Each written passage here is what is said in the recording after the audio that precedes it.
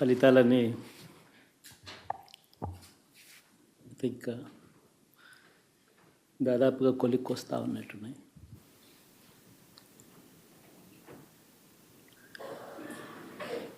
చూసిన ఫలితాలు జరిగిన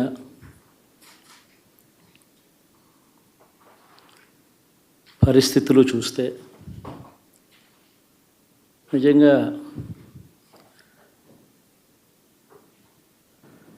ఆశ్చర్యంగా కూడా ఉన్నాయి.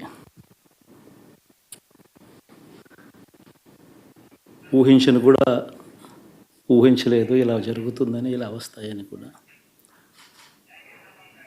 బట్ ఎస్,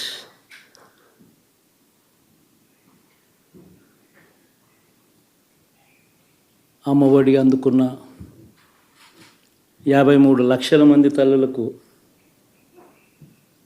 మంచి చేసినాం, పిల్లలు బాగుండాలి, వాళ్ళ చదువులు బాగుండాలని తాపత్రయపడుతూ అడుగులు వేశాం. మరి అక్క చెల్లెమ్మల ఓట్లు ఏమయ్యాయో తెలీదు. 66 లక్షల మంది అవ్వాతాతలకు, వితంతులకు, వికలాంగులకు గతంలో ఎప్పుడు జరగని విధంగా మంచి చేశాం. వారి కష్టాల్లో తోడుగా ఉంటూ, వారి కష్టాన్ని అర్థం చేసుకుంటూ, వారి ఇంటికే పంపించే వ్యవస్థను సైతం తీసుకొస్తూ, గతంలో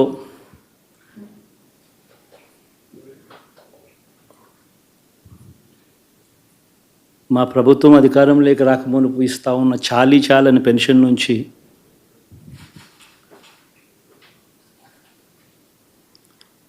ఎంతో మంచి చేస్తూ అడుగులు వేసినా కూడా ఆ అవ్వాతాతలు చూపిన ఆప్యాయత ఏమైందో కూడా తెలియడం లేదు. దాదాపుగా 1,05,00,000 మందికి, పొదుపు సంఘాల అక్క చెల్లెమ్మలకు మంచి జరిగిస్తూ, వారి కష్టాలనే మా కష్టాలుగా భావిస్తూ, ఇచ్చిన ఏ మాట తప్పకుండా అన్ని రకాలుగా వాళ్ళకు అండగా ఉంటూ,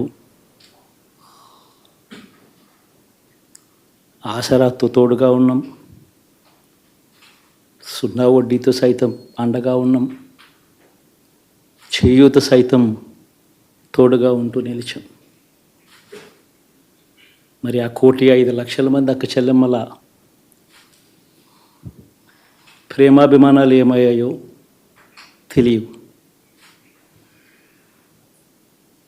26 లక్షల మంది చేయూతను అందుకుంటున్న అక్క చెల్లెమ్మలు, వారి ఆప్యాయత ఏమైందో తెలీదు.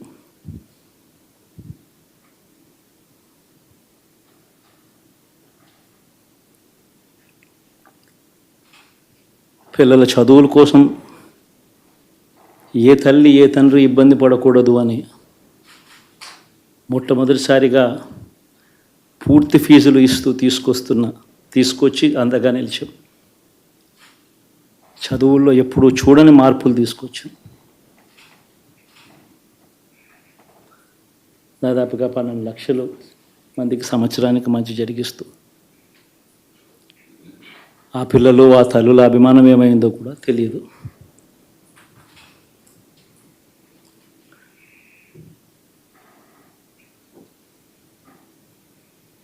దాదాపుగా 54 లక్షల మంది రైతన్నలకు గతంలో ఎప్పుడూ చూడని విధంగా, జరగని విధంగా పెట్టుబడికి సహాయంగా అందించే కార్యక్రమం మొట్టమొదటిగా జరిగింది మన ప్రభుత్వం వచ్చాకే.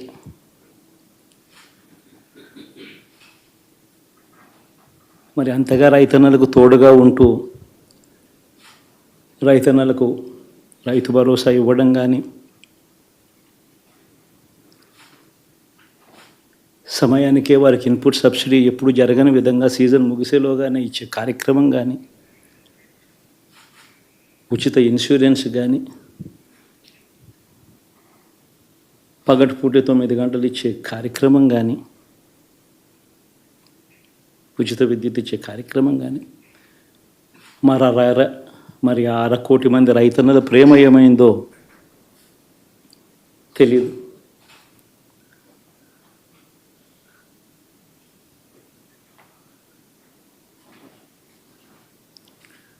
మరి ఇన్ని కోట్ల మందికి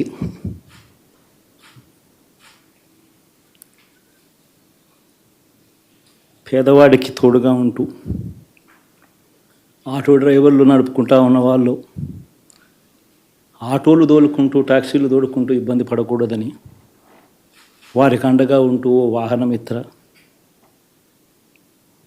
నేతన్నలకు అండగా ఉంటూ ఓ నేతన్న నేస్తం, మత్స్యకారులకు తోడుగా ఉంటూ మత్స్యకార భరోసా, ఫుట్పాత్ మీద చిన్న చిన్న ఇడ్లీ షాపులు పెట్టుకొని నడుపుకుంటూ, చిన్న చిన్న బంకులు పెట్టుకొని నడుపుకుంటూ, చిన్న చిన్న వ్యాపారాలు చేసుకుంటా ఉన్న వీళ్లకు, నా అక్క చెల్లెమ్మలకు, నా అన్నదమ్మలకు మంచి జరగాలని ఆరాటపడుతూ వాళ్ళకు ఒక తోడు, నా రజకులకు, నా నాయి బ్రాహ్మణులకు, నా టైలర్లకు అని అండగా ఉంటూ వారికి ఒక చేదోడు. మరి ఇన్ని లక్షల మందికి ఇంత మంచి చేసి, ఇన్ని కోట్ల మందికి, లక్షలు కూడా కాదు, కోట్ల మందికి మంచి జరిగించి, ఎప్పుడు జరగని విధంగా మేనిఫెస్టో అంటే ఒక చెత్తబుట్టలో పడేసే డాక్యుమెంట్ కాదు. ఒక మేనిఫెస్టో అంటే ఒక బైబిల్ అని, ఒక ఖురాన్ అని, ఒక భగవద్గీత అని మొట్టమొదటి రోజు నుంచి కూడా భావిస్తూ ఏకంగా 99% వాగ్దానాలు అమలు చేసి, అంతే చిత్తశుద్ధితో ఆ మేనిఫెస్టోను కూడా అక్క చెల్లెమ్మల ఇంట్లోకి తీసుకొని వెళ్ళి చూపించి మీరే టిక్కు పెట్టండి అనే నిబద్ధత గల ప్రభుత్వంగా పనిచేసాం. ఇప్పుడు జరగని విధంగా పిల్లల చదువులు, పేదరికం పోవాలి అని అంటే పిల్లల చదువులకు క్వాలిటీ ఎడ్యుకేషన్ అవసరం అని మొట్టమొదటిసారిగా ఇంగ్లీష్ మీడియంను వ్యతిరేకిస్తున్న వాళ్ళందరూ పెత్తందారులతో యుద్ధం చేసి సైతం పిల్లలకి ఇంగ్లీష్ మీడియం తీసుకొని రావడమే కాకుండా టోఫుల్, ఐబీ లాంటి కళలు కూడా కలం. ఆ పేద పిల్లలకు అండగా నిలబడాలని, తోడుగా ఉండాలని, వారి చరిత్రలు మార్చాలని, ఎప్పుడు చూడని విధంగా గ్రామ స్థాయిలోనే సచివాలయ వ్యవస్థ, వాలంటీర్ల వ్యవస్థ తీసుకొచ్చి ప్రతి ఇంటికి సేవను అందించే కార్యక్రమం చేశాం. వివక్ష లేకుండా, కరప్షన్ లేకుండా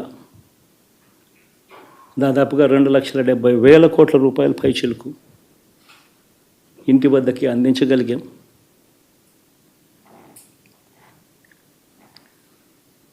ఇప్పుడు చూడని మార్పులు తీసుకురావడమే కాకుండా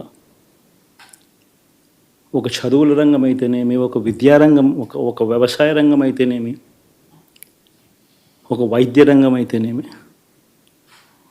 ఏ పేదవాడు ఎప్పుడూ ఇబ్బంది పడకూడదు అని ఎప్పుడు ఊహించని విధంగా మార్పులు తీసుకొస్తూ పేదవాడికి అండగా నిలబడగలిగాం. విమెన్ ఎంపవర్మెంట్ అంటే ఇది, మహిళా సాధికారత ఇది అంటే ఇది అని ప్రపంచానికి చాటి చెప్పగలిగాం. సోషల్ జస్టిస్ అంటే, సామాజిక న్యాయం అంటే ఇది అని ప్రపంచానికి చూపించగలిగాం. మరి ఇన్ని గొప్ప మార్పులు చేసిన తర్వాత, ఇన్ని కోట్ల మందికి మంచి జరిగిన తర్వాత మరి అభిమానం ఏమైందో, ఆ ఆప్యాయత ఏమైందో తెలీదు.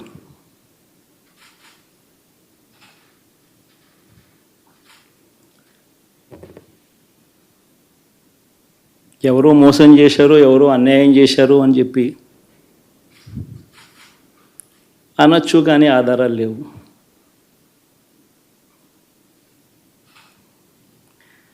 ఏం జరిగిందో దేవుడికి తెలుసు. పెద్ద నేనైతే చేయగలిగింది ఏమీ లేదు. ప్రజల తీర్పు తీసుకుంటాం,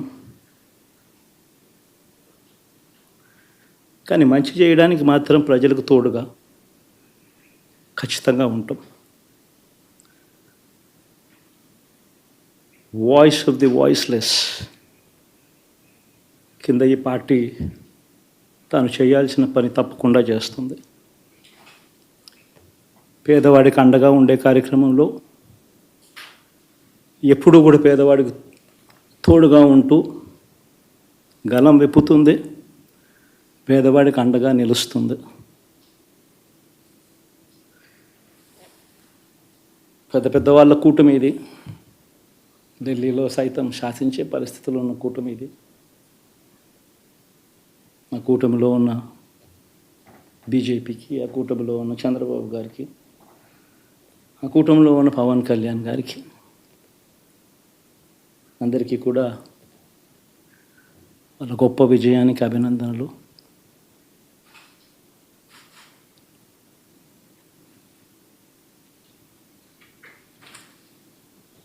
ఓడిపోయినా కూడా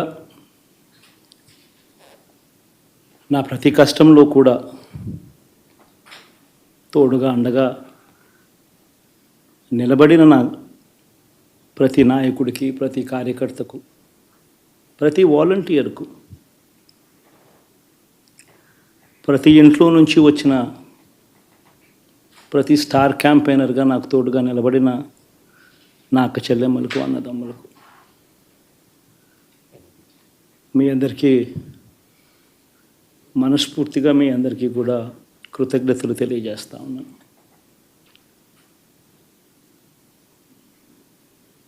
ఏం జరిగిందో తెలియదు, కానీ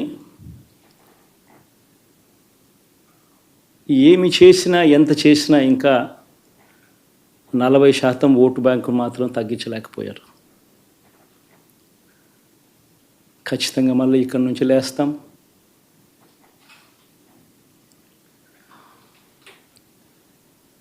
మళ్ళీ ఇక్కడి నుంచి గుండె ధైర్యంతో నిలబడి మళ్ళీ లేస్తాం. ప్రతిపక్షంలో ఉండడం కొత్త కాదు, పోరాటాలు చేయడం అంతకన్నా కొత్త కాదు. నా రాజకీయ జీవితం అంతా కూడా ప్రతిపక్షంలోనే గడిపా, ఈ 5 సంవత్సరాలు తప్ప. పోరాటాలే చేశా, రాజకీయ జీవితంలో ఎవడు చూడని కష్టాలు కూడా అనుభవించా.